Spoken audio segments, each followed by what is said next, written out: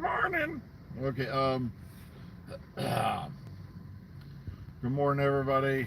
You know who it is. Come on. You know who you are. Um. Yeah, I've been noticing a lot of big deals are being made about the Thasmin thing again. Now, for you folks who are unaware of this phenomenon, and I don't know why they call it Thasmin. It don't make any sense to me. Thasmin, the name. It's like the is for the doctor, of course, and yes for Yasmin. But could we just called it Dasmin or something like that? Maybe that would have made a little more sense. I don't know, but um, everybody's been making a big deal about this ever since it was first hinted at, suggested, and of course, it's a big thing that's being shipped in the fandom now. Um, okay, I never thought that it could be for Theta Sigma. All right, maybe, but the problem is Tristan, your average, most of your new fans are not going to know about the whole Theta Sigma thing, which was a big weird deal back in the day. That was from the last chapter of the Key to Time series. And okay, so hello, Theet. You remember me? Okay. Now I don't know why this is being made such a huge big deal out of, because back in when this whole thing the new series began with Rose. Over time, you notice that the Doctor and Rose are getting to be quite affectionate for one another, and it's like, as some weirdos out there pointed out, he's a 900-plus-year-old Time Lord, and she's 19. Talk about awkward. Okay, it's like, yet because now the Doctor's developing feelings for Yasmin, everybody's making a big, huge, stinking deal out of it, and I'm like, once again, the dual standard train has left the station. Do, do, do, do, do. It's okay if RT and Moffat do what they want. Rewrite the mythology. But if Chibnall does it, it's a crime. I'm not kidding. My volume is low. Okay, maybe there's something going on. Hang on, let's see this. Hang on.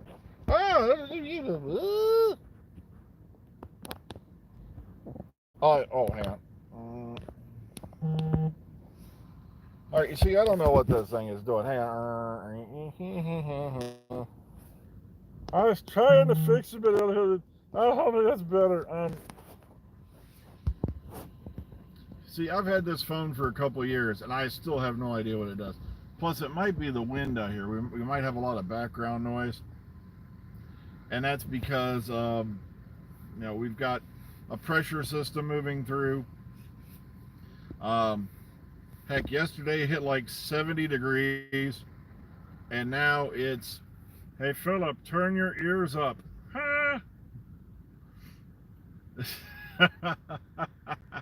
And now it's blowing back out again. Okay, good morning, all you folks just tuning in. Now, like I said, I've never had a problem with the Doctor, having feelings for companions and all that. It's just ever since this all really started going weird back when the '96 movie aired, and everybody went screaming through the aisles, pulling out what's left of their hair because the Eighth Doctor snogged Grace at the end of the movie. And then of course we come into Ninth Doctor territory, a few years later, and oh my God, they kiss. Yeah, and I'm like, um, his ears need cleaning. Yeah, just don't poke out what's left of your brain.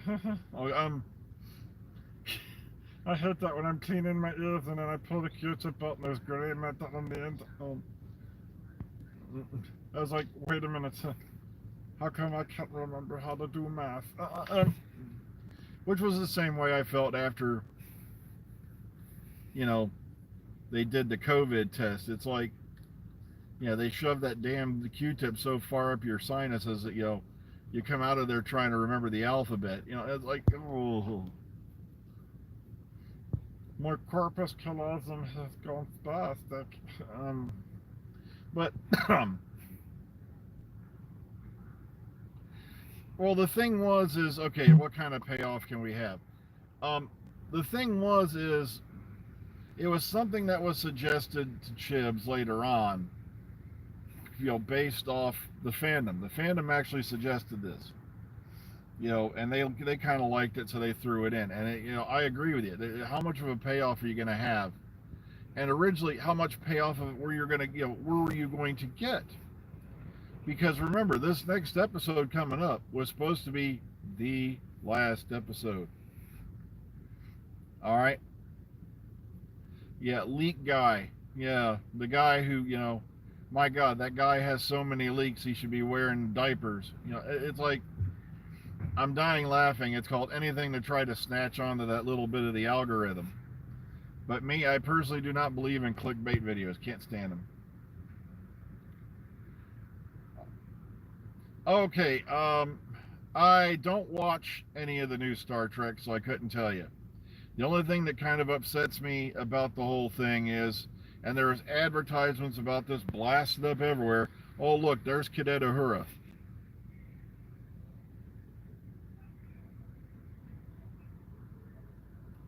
Wait a minute. Let's stop here. Even if, say, Uhura did a cadet tour on the Enterprise, we know Pike was in command of the Enterprise like a little over a decade. It was like 13 years. So you're telling me a cadet went literally from the academy to being fourth in line command of a starship in under 13 years? You see, that's how ridiculous the Abrams universe got.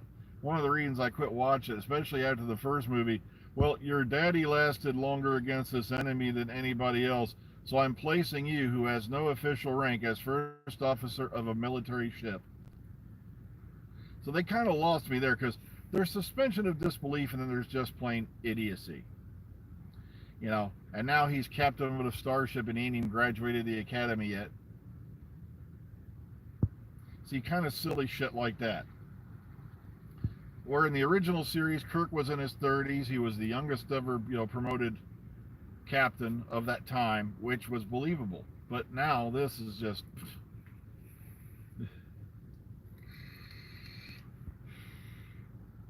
Oh, I know. It's easy to be, I agree with you, it's easy to be the leak king of Doctor Who and nothing you've said has ever come true.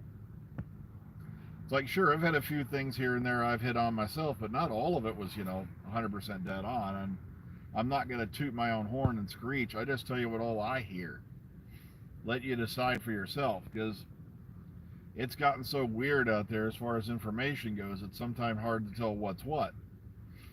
Sadly, even if there was somebody officially leaking anything, nobody would believe them anyway. They flood Gallifrey Base with so much crap, that, oh, goodness gracious. Did anybody read that novel in the comments from the other day when I was talking about the Rings of A-Hole 10?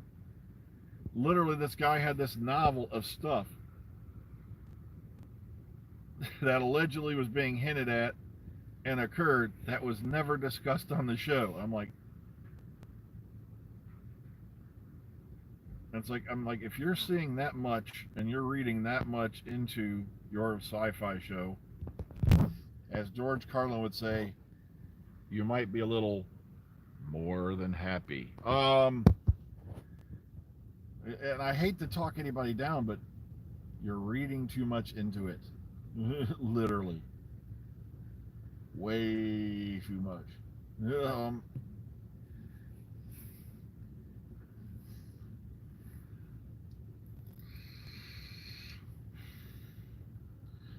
So, well, the Sea Devils, like I said, there's no way they can get this wrong compared to what happened last time the Sea Devils appeared, okay? Well, yeah, Mark, I've been bringing that up for years about the 50th anniversary was 75 minutes. And how long was anybody out there? How long was part 2, The End of Time? Which was David Tennant's, the second part of David Tennant's last episode. Just the second part. 75 minutes. Yet they passed this farce on y'all that this is feature length. Yeah. I was always wondering why they use the, though, is what I mean, Paige. That's all I'm saying. Like I said, I don't mind the fact, because we've had the Doctor, in relationship like this before. So it's no big surprise.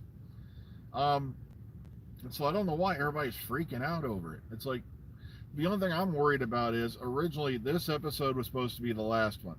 So how much of, this material could they have covered in that original time span?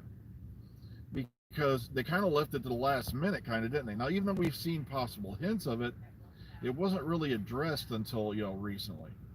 And though the good news is, of course, that we have the centenary special now to build onto this. So at least we got that, because originally this would have been it. Legend of the Sea Devils, it's done. But, you know, it's funny, how the show's failing. It's doing so horribly. Fans are switching off their TV sets. They marched on Rothlock with pitchforks and torches, and demanded the head of Trish Chibnall on a pike, on the Tower of London and all that, or on the London Bridge, and yet they gave them the centenary special when they didn't have to at all.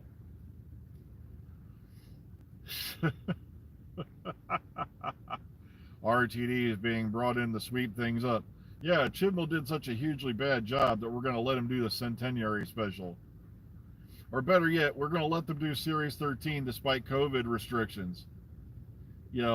We could just, right there, they had every excuse on the planet that if the show is doing so horribly, they could have torpedoed it and said no Series 13 because of COVID, and then quietly swept everything under the rug, and we would have never known the difference because it would have been during the COVID thing. Yet no, they went out of their way to give you Series 13 with, Jodie Whittaker and Chris Chibnall, yet it's such a miserable failure because nobody's watching it in London or in Britain, in the UK. It's like, dude, check the streaming figures. Or he's in a what? No, Chibnall did not do this hugely bad job they're telling you. The fact of the matter is, I'm not kidding. If you don't believe me, go look for yourself. Go look at the ratings for most of even their higher television shows, including the reality shows like Strictly Come Butt Licking and all that. Numbers are down across the board, and that's because of streaming has become more and more available. Back in oh, I know you do, Mr. Curl. I'm just saying, throwing that out there for this whole audience, okay? Now, everybody seems to think, yes, last time we saw the Sea Devils that I can recollect outside of Big Finish was Warriors of the Deep. And the Merca kind of torpedoed that mess. Well, like I said, there were aspects of that story I still love, but you have the Sea Devil Warriors who are supposed to be this elite fighting unit, and I can outrun them on my treadmill every night. Okay, it's just, which given my state of health, is not a good thing. Now, I can understand they can only move so fast, probably because of the fact they had very limited visibility in the masks they were using.